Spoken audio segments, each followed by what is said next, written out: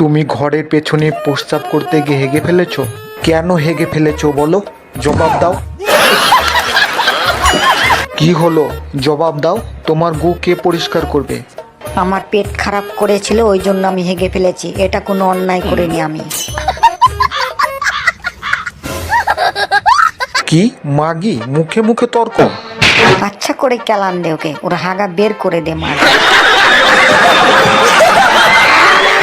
যখন আমাকে বিয়ে করেছিলে তখন মনে ছিল না যে বিয়ে করলে বউর গু পরিষ্কার করতে হয়, আর এখন ন্যাকামি চুদাচ্ছ। এই শালা, সকালবেলা তোর বউ এসে আমার জমিতে পায়খানা করেছে, ওটা কে সাফ করবে, আমি না তুই? না, ওকে মেরো না, আমার গু আমি গিয়ে সাফ করে দিয়ে আসবো।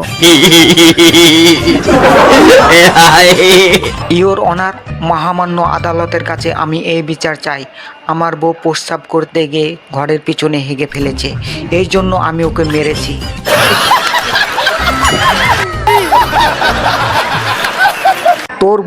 তোর বউ হেগেছে, তুই তো গুটাকে সাফ করতে পারিস, কেন বউটাকে মেরেছিস?